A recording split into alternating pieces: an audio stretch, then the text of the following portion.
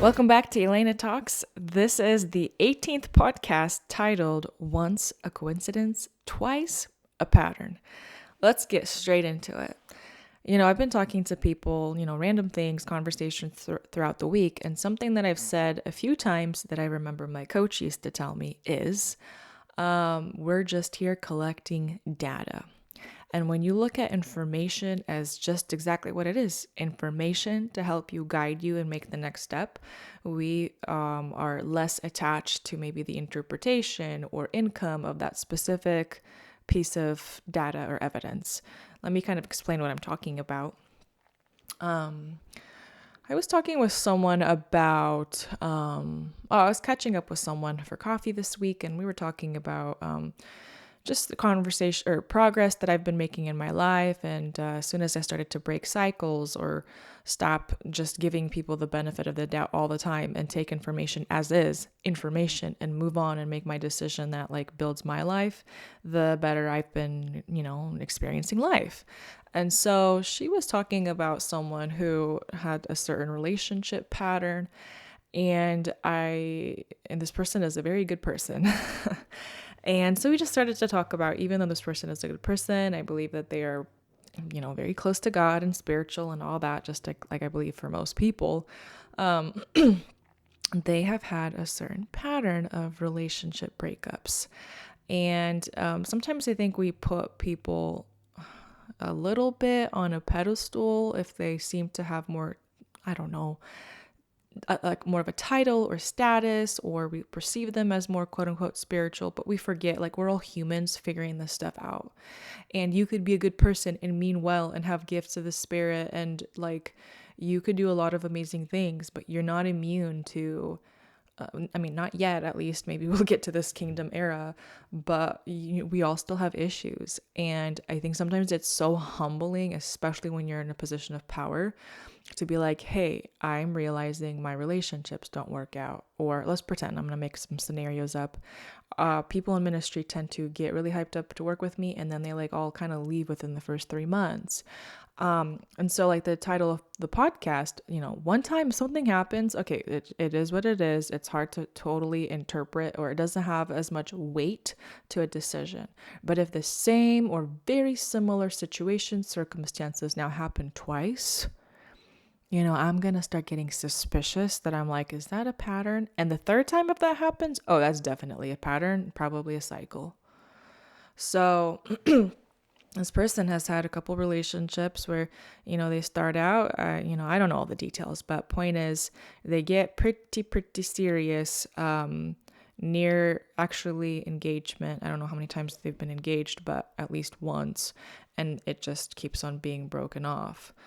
And it's really easy sometimes to be like, oh, it's the other person. Because this person's amazing. And it's like, no, it takes two to tango. There's two people to a dance. There's two people to, in any kind of like partnership. There's that like magnetic field, whatever you want to call it. Like there's an attraction happening for a reason. So let's not over highlight this person as being so amazing and perfect, because it's damaging in the aspect that they're not able to experience their blessing or fulfillment or love or heart's desires because of it. And so, I don't know. I just was thinking about this topic. Like, guys, like, it's okay. Like, it's life. Like, let's help each other out and start to recognize patterns. And people on the outside, on the external, are going to notice a pattern a lot quicker than us in it. We become blindsided. It is so hard to see sometimes how we're at fault or what we did, because it's not like most people walk into relationships or business partnerships or life thinking they're going to fail.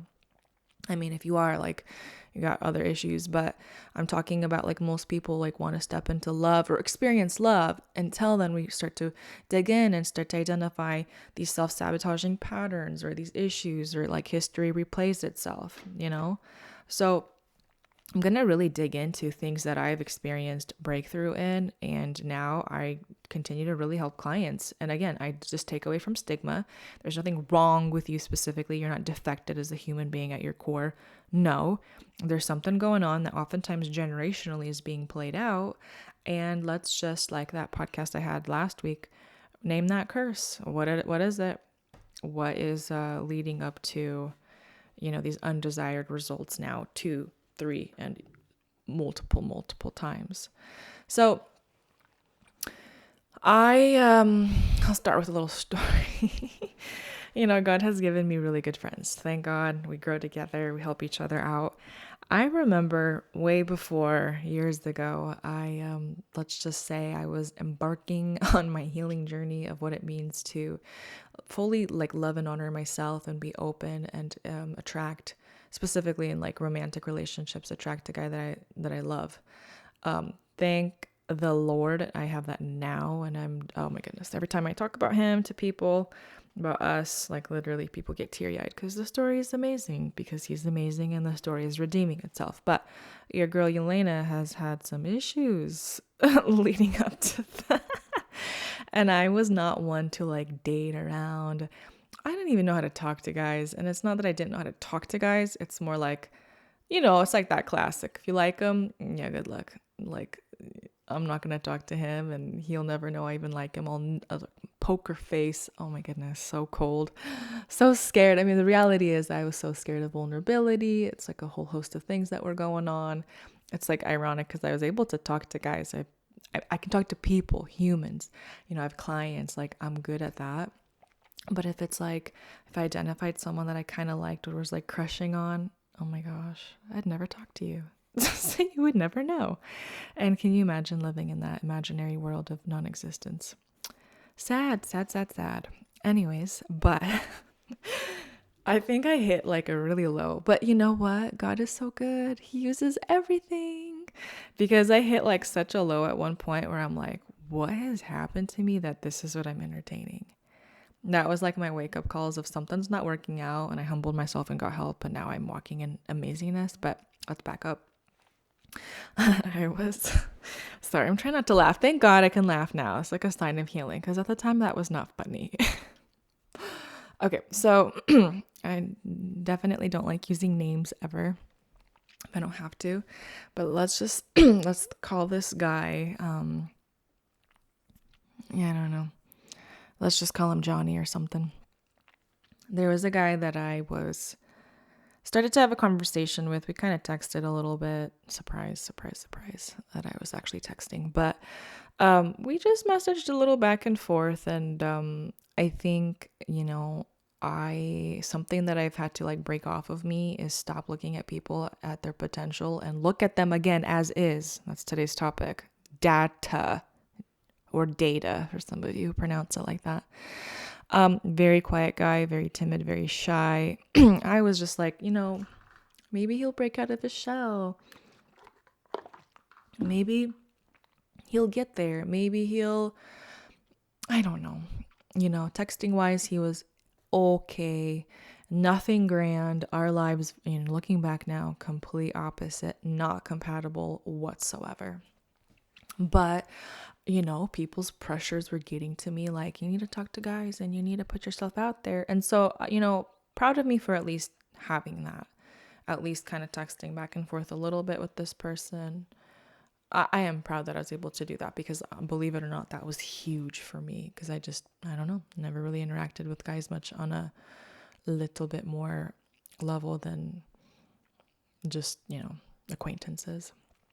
So anyways, it was very clear looking back now, this guy was 0% interested in anything serious. If I'm just being honest, I think I was his first girl that he ever talked to. If I'm just being honest.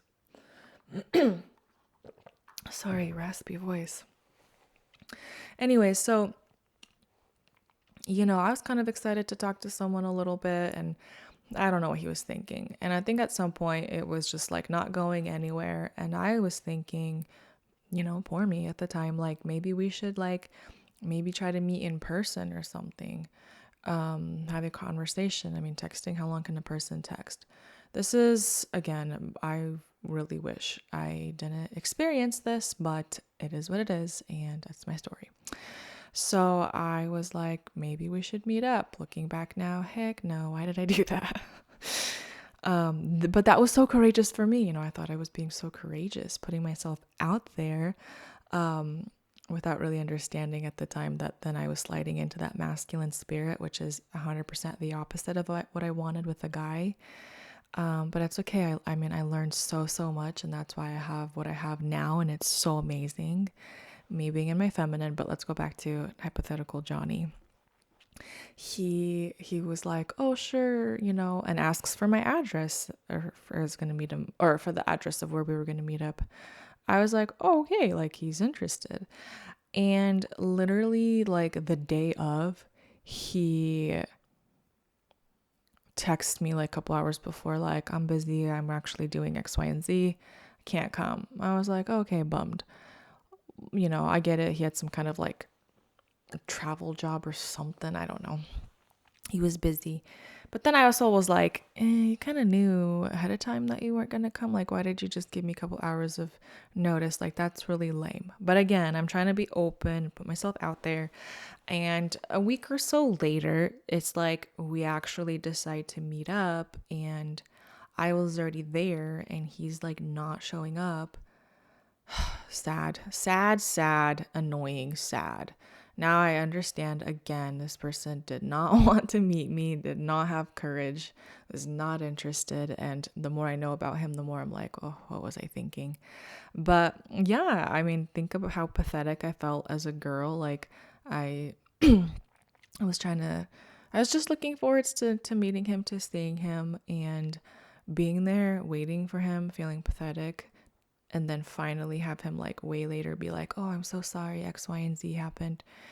Pathetic. I know. And I don't want any girl to go through that. And I definitely am going to make sure my daughter doesn't have to go through that. But I was later on, the more, if I could say, I'm going to use the word pathetic, the more all that started to add up with these different things. And I'm not going to even blame him because I was the one in that. And that's why that situation was happening. And I had a lot of responsibility to carry. I knew I didn't feel great when I was experiencing all this, and yet I kept on putting myself in that situation.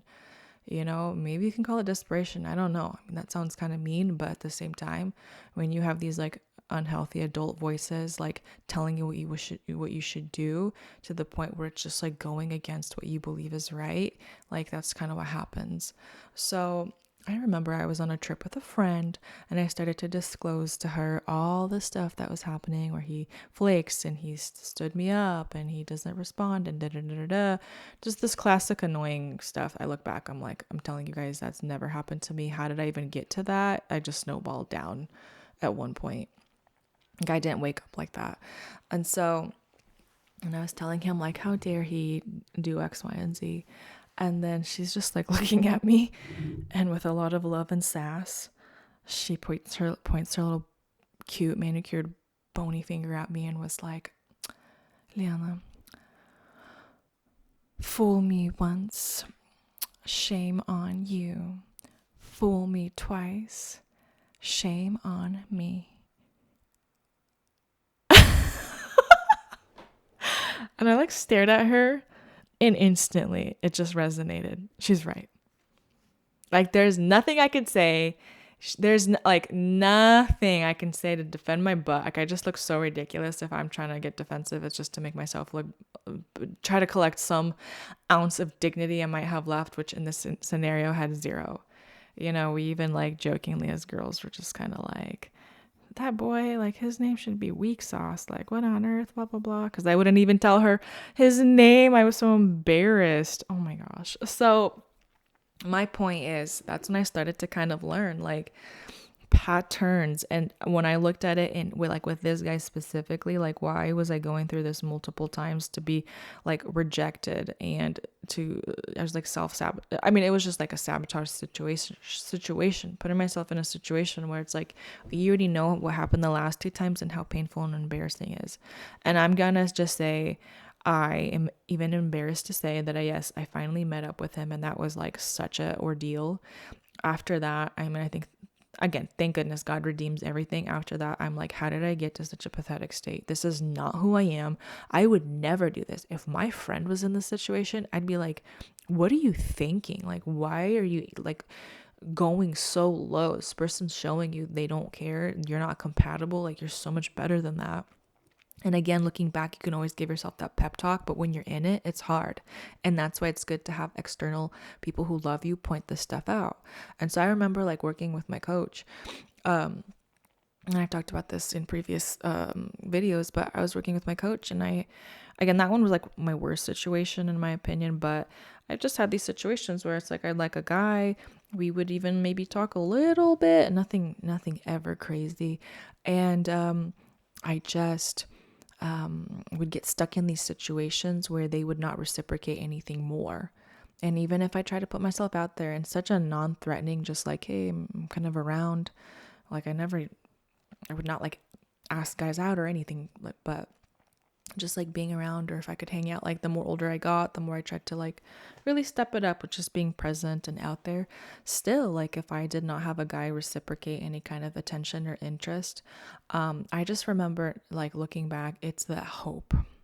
It's this false intense level of hope I would have. And now I look back and I'm like, one of the greatest gifts that I think God gave me is hope and positivity. And that's how I'm able to work with clients and build life and like help people. But if there's something I've learned where I need to step back and be realistic, is watching other people reciprocate and carry their own weight. Like with clients, like it doesn't matter how much I believe you can heal or grow or change. If you're not putting any effort, that's it. My vision for you is not going to go far if that's not your vision for yourself and you don't have fuel that moves you forward. I've been able to establish boundaries. I don't chase people. I don't beg people. No, like I believe who needs to be with me and work with me, they're going to be so ready that they're already going to be reaping a lot of result and like benefit. And then like even in like love, there's this concept that I didn't really understand for a while until my counselor coach person explained it to me. And it's this concept of familiar spirits. And if you have heard of that, like in the spiritual background, it's like it made sense, but it didn't until like, at least this is how I understand it. Anytime you are in a familiar pattern, it makes you feel comfortable. Maybe that's all you know, but if you get no results out of it, get out of it. Like I know that like,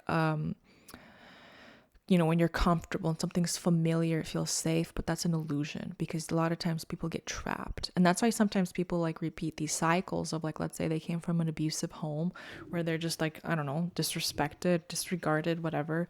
And then they start dating a guy who exhibits the same, they're like experiencing the same negative result in that relationship where they feel again disregarded, disrespected. And it's like, well, why would you be in a relationship with this guy that clearly mimics these bad behaviors, let's say of your dad?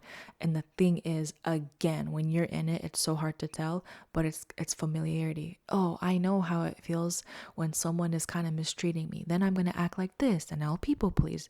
You go into your default modes and pull out those default codes of how you respond to negative bad situations or behaviors, and you think you're good, you're mastering it, and you're honestly just being played. And you have to rise above that and say, I'm not tolerating this. I know who I am, my self-worth, God-given identity. No, I'm gonna accept better. And that sounds scary because when you have zero experiences, let's say even experiencing genuine, good, real love, even that's gonna feel really weird and scary. And again, people just reject it. And not to even mention that deep level of that sabotage or not really believing you're truly, truly good enough to experience any kind of real love. Like you'll cut that situation before anything can happen. And so I remember like my coach started to teach me like anytime you see a pattern that brings you no results, insanity is trying to do it over and over, hoping. There's that key word, me thinking I'm like super spiritual or something back then with this concept of I hope, I pray, I wish, and I didn't even realize I was just being naive and I was hurting myself. I was being mean to myself if I break it down like that, where I'm like hoping maybe this person, a friend, responds and starts to invite me somewhere, or I'm hoping this guy is going to actually ask me out, or I'm hoping this business person is going to want to, like unite partnerships or whatever with me. And I honestly thought, again, looking back now, I'm like, okay, makes sense. But I just thought I was being so hopeful. And now I'm like, no, I was blind to these cycles and I was being naive, and I thought my spirituality made it sound again, so spiritual, so good, so Christ-like, and I didn't realize how much it would like get me into trouble and how much hurt I had to experience as a result of all of that. So, for instance, like if I was like super hopeful about a topic and I've repeated this topic a couple times, the same one to my coach, she'd be like, okay, so the last time you did that, what happened? Okay, nothing. Okay, what about the time before that? Okay, what's going on that Yelena keeps repeating that and hoping for the same thing? What does she not have that is perpetuating her to put herself in this like cycle of deficit and loss? And like I'd had to get really real with myself, and I could not believe these cycles I had to break off. The familiar spirits type of stuff, like being in the same cycle, and it's like I can't even point my finger at other people. I'm back at it again. And again, the longer I started to work with this coach, the more she started to really catch these patterns. And again, it's not just in your love life and that's it. No, it's like it's everywhere. Like I remember I had a business thing I was doing with someone, and we had hopes to build something up together. We were in a partnership a little bit together in my coaching, and I was shocked. Everything was going well, and then I don't know what happened. I don't know if something happened with her personally, mentally. I don't know, but she decided to actually, it's kind of a complicated story, but my friend was working there and she fired my friend, and then she just like started to cut ties with me. And I was like so confused at what happened, because initially like we talked, we were so good. They like talked up my friend and she was really good. It was like a flip switch that happened overnight, which I know that's not true, but something happened. And so then I was getting scared, like, dang, like what the heck happened with my friend? This is kind of personal. It's my friend. Like, she's a good person. Like, what kind of treatment is that? And then I'm like thinking, but I was going to like step out and do some coaching stuff with her. She was going to be my person that really helps me connect to people. And so now I'm afraid to let go of her. And I just processed out this situation with my coach. I said, I don't know what to do. I'm like scared. I thought she was my lead in. And my coach said, look, everything that needs to happen for you is going to happen. You don't have to worry about making it or forcing or controlling it. And second of all, you got to believe what you see. What makes you think that how she acted to your friend is going to be any different than what could possibly happen to you? What, like if your friend really was totally fine, and this person like erratically started to have these reasons why they needed to like emergency fire your friend, what makes you think that you might not fall under that same bus? And she's like, and even if she doesn't, you are now going to be paranoid that any moment she's going to do that, because she's already exhibited behaviors of being so like erratic and irrational and emotional and impulsive. And I'm like, dang, like like it took me like 40 minutes to explain this gigantic story. And like my coach responded in like less than 5 minutes and broke it down, and it started to make sense.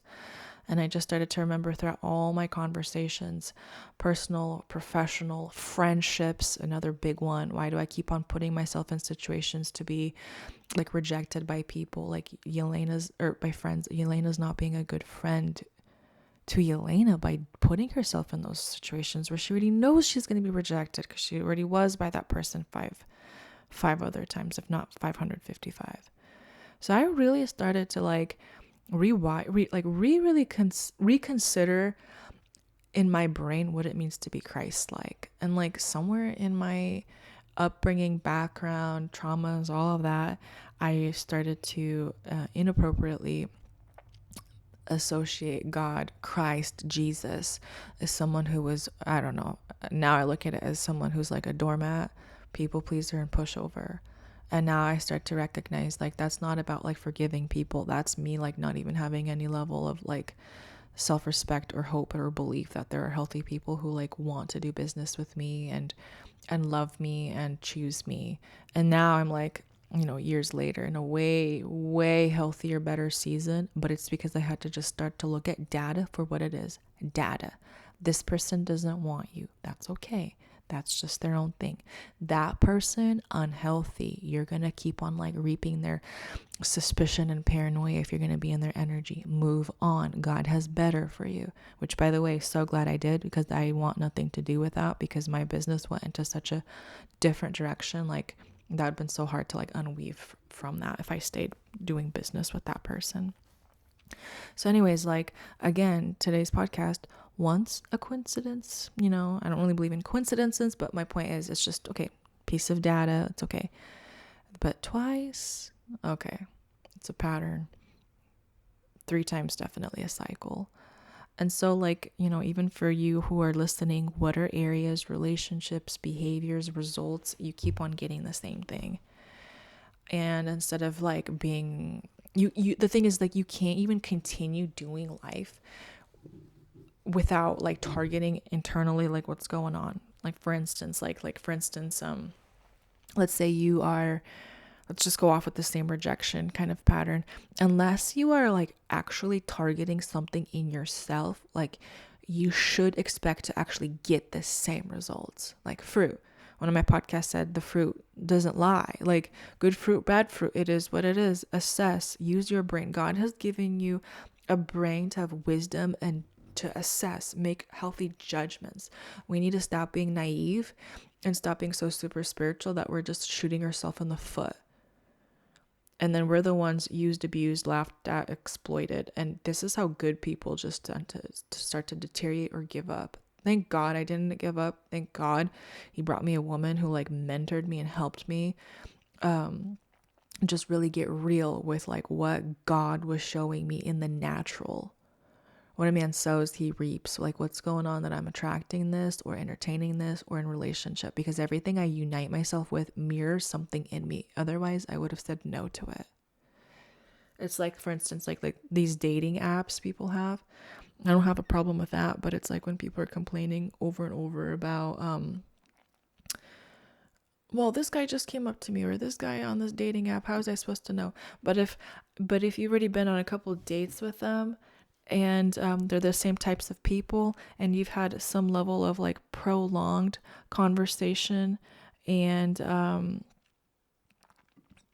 association, like, again, it goes back to you, and don't take it like so personally. Just look at it as, hey, there's something going on that you keep on attracting that. There's some kind of agreement. And the Bible even says, lest 2 people agree, they can't walk together hand in hand. Same thing, like, that's for good vision and bad vision. You don't like how you're being treated? Well, why are you still partnered with whatever person or situation that's bringing upon that bad treatment? You're obviously walking in agreement if you're still walking with them and accepting that bad behavior. So yeah, unless you're specifically starting to do something different inside of you, with you healing, like, you're gonna reap the same thing. And it doesn't matter if you try a different dating app or a different business person or a different friend, unless you're starting to heal and elevate your standards, and really believe, like, if true love, true honor and respect means saying no to certain things, putting up boundaries, unless you're doing that, expect the same results over and over. And that's how we have something called familiar spirits, also known then as generational patterns, because you will program your, the next generation or whoever people next to you the same way. And so my coach had said with that one business partner, the one that fired my friend, she's like, Yelena, unless she's doing something different, showing you she's like healing or changing, you should expect the same result. And then, like, last time I heard from, like, way later, it's like same chaos is still in that workplace. And I'm like, thank God I'm not there anymore. But I could have easily stayed in that partnership because, sometimes we think like, oh, we're people of God, we got to show the light everywhere. And sometimes it's like, oh, no, that's not you showing the light. That's you just like disrespecting yourself and honestly humiliating yourself, putting in these situations. Be the light where you're wanted. That's not where you're wanted. That's not where you're needed. And then people get upset that they're like, again, treated badly, not respected or whatnot. So anyways, that's kind of my topic. What else do I have? Yeah, I'm not going to go too long today. I'm just going to encourage you all, find out what's that pattern that gets repeated over and over. What's that fruit that every year you get the same thing? It doesn't matter how much different you pray or you're hopeful. If there isn't something changing inside of you internally to stop putting up with this, bad behavior or getting the same fruit, like it's just going to continue. Again, I work with people and even myself growing. I've had to just look at data as data and not over spiritualize and not be over hopeful and not try to be savior of every situation. No, I don't need to do that. And again, when I hear people like really like struggle with this, like, I don't know, prosperity for lack of better terms, abundance, like flourishment type of message, to me it's because they've united with something that continues to wreak havoc in their life. And that podcast, Name That Curse, once we identify what's going on that you keep on bringing upon that problem, it's not going to even probably be there anymore. And that's where I think it's like kind of sad when people misinterpret that verse in the Bible about like you're going to be persecuted for Christ, blah, blah, blah, hardships and whatnot, trials always happen. And I'm like, there's a difference between, again, you doing hard work in life and just like having a business, building, doing relationships, problem solving, healing, growing, putting yourself out there, being courageous, being bold, risking, putting out investments. Like that's hard. Like that is not easy. Like real healing work is actually, it's good work, but dang, it's challenging sometimes. That to me is some of these like persecutions for Christ, that you have a dream that God built or showed you, and you getting there and putting yourself out there and having the education and the will to put yourself out there and get there. Like that's hard stuff, guys. It's good stuff. It feels so good when you go through it, but it's hard. Like those trials and tribulations, like I understand, but the ones that I think sometimes Christians talk about now, looking at it from like a psychological, spiritual lens, I'm like, that's not a trial and tribulation that you need to put up with. You need to stop that in your family cycle. Like people thinking like for instance, people who live through life with this like negative, let's say, attitude or religious spirit, or they're always bitter or angry, and there's always something going on inside of them where they're so unhappy and life is hard and you just got to do this, and another one for Christ, it's like, honestly, like you just need some healing to do inside of you, because that's whatever kingdom's going on, like that's not even from God. And you just like doing all these church events and complaining and that you're slaving, like I'm sorry, I don't know if anyone even needs that.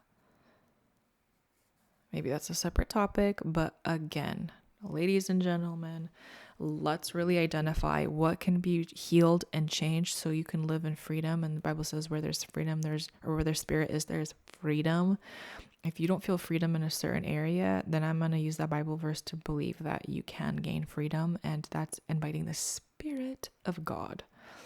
Otherwise, if you feel in bondage, restrained, trapped, you're stuck in that same cycle of like feeling disappointed, that's just Holy Spirit's sign telling you you need freedom and it's possible.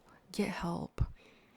So although it's so easy to sometimes point fingers at people or just be like, this always happens to me, everybody use information as data and learn where you need to break certain cycles. And honestly, this message hopefully is actually very encouraging for you guys, because if you're open to listening and considering and being humble, Holy Spirit is so going to help you break certain negative cycles off of you. You just have to not feel like, oh my gosh, if I get help, I'm going to be called a failure, or this is so embarrassing. No, like just stop, let yourself heal and live. And like back to that original story, that one person who's had multiple relationships that get very serious and get broken off that last minute, I feel bad for this person, not like in a pity way, but in a compassion way, because I do believe, hey, there's actually something going on that's indicating there's a cycle of something internally that's off that can be broken. And once that really gets shifted, if you sit down with someone and let them do that counseling, healing work in that particular individual, I believe you can have an amazing, amazing relationship. But it's sad because those are the people that just get older and older and older. and repeat the same thing, and they feel like they get really like gypped, cheated in this life from experiencing certain goals and fulfillments. So we all have our own stuff. We all have our own cycles. I've realized one of my biggest ones I've broken off, and it's that I talked about it last time, that emotionally unavailable stuff I was attracting, struggling to be vulnerable, afraid of rejection, never fully opening up, and then you still get rejected. I mean, that whole mess, sometimes still working through it, still will try to creep up, but I'd say most of that giant has been slayed, and it's evident by the way that I've been living my life different and the amazing results I've been getting in return, like beautiful business partnerships, friendships, and love. So God bless you all. Hopefully this has shed some light on whatever you guys are, asking for clarity and insight. Very grateful for all of you guys and when you guys interact. So as always, comment, like, subscribe, continue to give me ideas. Love you all. God bless you and have a beautiful day.